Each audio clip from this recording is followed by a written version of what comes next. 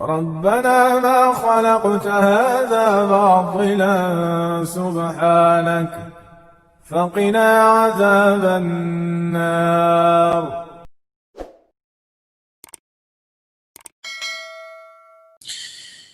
Alhamdulillah, kita bersyukur pada Allah Subhanahu wa taala di hari yang penuh kebaikan. Jadi bagi seorang mukmin, maka hari-hari kita adalah hari-hari yang terus-menerus adalah hari-hari yang penuh kebaikan.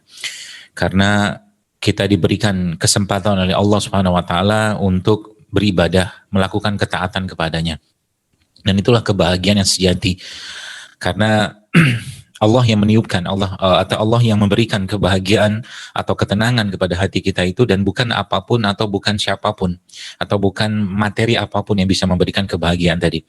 Dan kebahagiaan atau mungkin hal-hal tersebut yang harusnya menjadi perhatian kita semua Bapak sekalian, karena kalau kita bicara tentang amal ibadah dan lain-lainnya, kalau hati kita mungkin tidak tenang, tidak mampu merasakan kehadiran Allah, maka dia akan sekedar menjadi amalan atau mungkin aktivitas fisik, tapi tidak mampu menjadi aktivitas ruhiyah.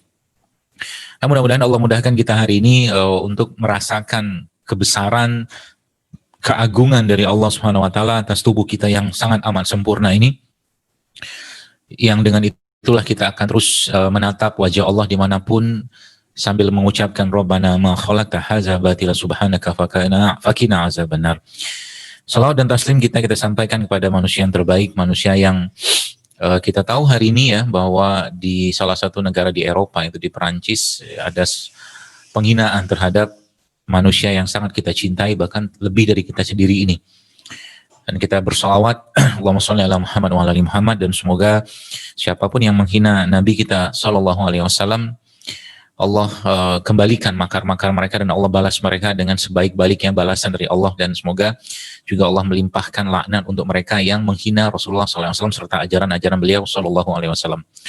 Baik, Bapak sekalian, alhamdulillah jazakumullah khair atas undangan atau mungkin undangan yang kesekian kalinya dari Majelis Al-Irsyad atau Masjid Al-Irsyad Surabaya, dan mudah-mudahan apa yang saya sampaikan ini sudah mulai sedikit banyak diterapkan ya, karena nanti kita akan bahas hal-hal yang lain juga yang mudah-mudahan menjadi semangat kita untuk menggali lebih banyak lagi khazanah-khazanah keilmuan dalam agama kita yang mulia ini, termasuk dalam hal kesehatan.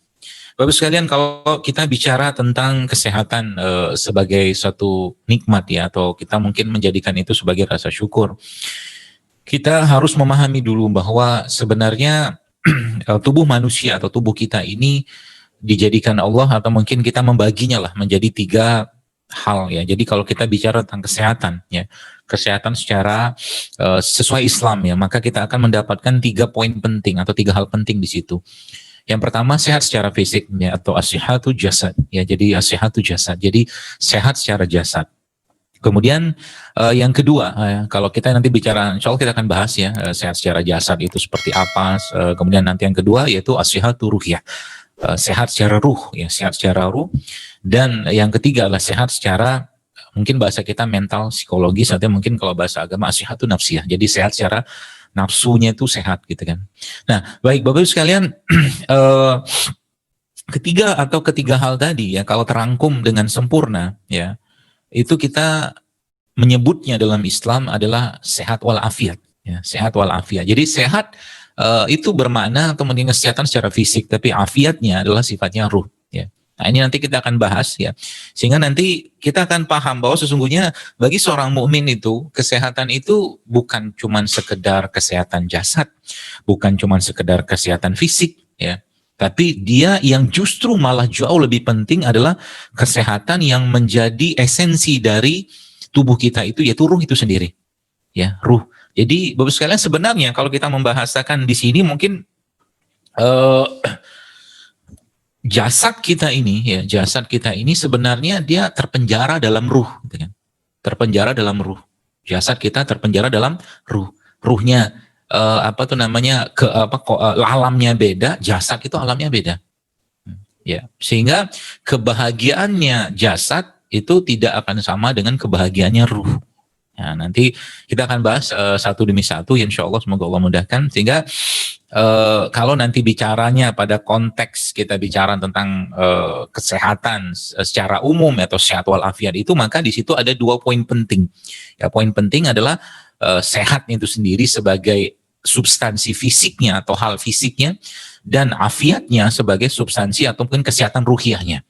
Ya, kesehatan ruhiyahnya. Jadi kalau sudah memahami itu, maka kita akan bisa menerapkan ya pola-pola apa yang kita bisa katakanlah kerjakan dalam menwujudkan kesehatan yang paripurna tadi, ya. Kesehatan yang menjadikan seseorang itu atau membawa kepada kesehatan. Jadi kalau sehat walafiat itu kalau bahasa kita sederhananya adalah sehat yang membawa kepada ketaatan. Ya. Dan semua ya ketaatan kepada Allah itu pasti akan bermuara atau mungkin berujung pada kebahagiaan atas diri seseorang. Ya. Maka Nabi SAW menjelaskan ya, atau mungkin dalam Al-Quran ya, tadi saya jelaskan bahwa kesehatan itu membawa atau mengantarkan kita, atau sehat walafiat itu kesehatan yang mengantarkan kita pada ketaatan. Dan Allah sudah menjelaskan dalam Al-Quran bahwa perannya manusia itu atau fungsinya manusia itu diturunkan atau mungkin dijadikan, diciptakan Allah di muka bumi ini tidak lain tidak bukan untuk melakukan ketaatan. Ya. Wa ma khalaqtul jinna wal insa illa liya'budun. Dan kalau dia bersyukur dengan nikmat itu, ya seperti yang kita sering baca dalam surat Ibrahim itu, la in syakartum la azidanakum wa la in kafartum inna azabi lasyadid, ya. Maka sempurnalah kebahagiaan atau mungkin kesehatan dia tadi. Jadi poin dasar atau poin utamanya adalah kesehatan itu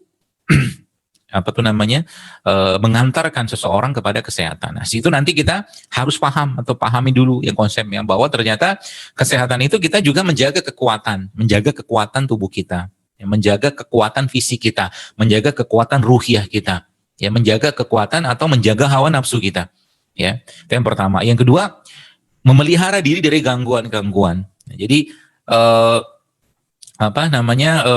itu poin keduanya yang kita perlukan untuk melakukan atau menjaga kesehatan tadi. Ya, sebagai bentuk rasa syukur kita kepada Allah Azza wa Jalla. Dan yang ketiga adalah menghilangkan sumber-sumber kerusakan. Jadi 3 poinnya, yaitu menjaga kekuatan, kemudian memelihara diri dari gangguan-gangguan, ya, yang bisa melemahkan 2 hal tadi, dan menghilangkan sumber-sumber kerusakan. Maka sering saya sampaikan, mungkin selama ini kan saya sering menyampaikan tentang jangan makan ini atau kurangi makan ini segala macam. Itu bagian dari itu semua. Ya, bagian dari 3 poin penting dalam hal kesehatan tadi, Bapak sekalian. Jadi menjaga kekuatan dengan cara apa nanti kita akan jelaskan insya Allah. Demikian juga kalau nanti kita membahas tentang penyakit, Bapak Ibu sekalian, maka penyakit itu harus dipahami dulu. Jadi penyakit itu nanti harus kita pahami dulu sebagai satu keadaan di mana tubuhnya tidak seimbang, itu aja dulu. Ya, jadi kalau kita membahas tentang penyakit, maka yang ada dalam benak kita bahwa tubuh itu dalam keadaan tidak seimbang. Baik penyakit yang sifatnya fisik atau penyakit yang sifatnya ruhiyah tadi. Ya, jadi baik penyakit yang sifatnya fisik atau penyakit yang sifatnya ruhiyah. Maka nanti ya kalau kita bicara ruhnya tadi atau kita bicara tentang sakit tadi itu, maka poinnya ya, atau mungkin fisik lemah fisik itu dulu, maka poinnya itu nanti bisa ketakseimbangan itu ya bisa muncul karena kekurangan atau kelebihan materi, ya, kekurangan atau kelebihan materi atau ketakseimbangan karena sifat atau unsur tertentu seperti panas, dingin, lembab, kering seperti itu. Nah itu Bapak Ibu pahami saja ya, sehingga nanti kita paham kenapa dalam keadaan kita berpuasa gitu kan, Nabi kita SAW menganjurkan atau menyarankan atau mungkin beliau mencontohkan makan kurma. Ya, karena kurma merupakan salah satu sumber tenaga. Ya, tadi kalau kita bahas tadi ya, supaya tubuhnya terjaga kekuatannya. Ya. Atau juga Allah Subhanahu wa taala memberikan keringanan kepada orang-orang yang sedang safar atau musafir untuk tidak berpuasa, untuk menjaga kekuatan badannya, untuk tetap menjaga kekuatan badannya. Nah, maka dari sini kita mulai paham bahwa urusan kesehatan itu bukan urusan yang simple ya. Dia bukan urusan yang sederhana, dia bukan cuma urusan yang tidak perlu kita perhatikan. Karena Nabi kita SAW menjelaskan dalam sebuah hadis ya, diriwayatkan oleh Ibnu Majah, Nabi bersabda bahwa mohonlah kepada Allah kesehatan atau keselamatan Ya. Sesungguhnya karunia yang lebih baik sesudah keimanan adalah kesehatan. Itu pesan Nabi kita Shallallahu Alaihi Wasallam. Maka dalam doa atau mungkin zikir pagi kita, biasa kan kita baca tuh, ya. Biasa kita baca Allahumma inni as'alukal afwa wal afiyah. Situ kan ada doanya tuh. Atau mungkin kita baca juga Allahumma afini fi badani, Allahumma afini fi sam'i, Allahumma afini fi basari. Ya. Jadi dalam hadis yang lain, ya, Nabi juga menyebutkan bahwa seorang yang bertakwa itu boleh-boleh saja mereka kaya, tapi baginya kesehatan lebih baik daripada kekayaan, dan ketahuilah ketenangan jiwa itu lebih baik daripada ketenangan atau kenikmatan apapun. Nah, kita akan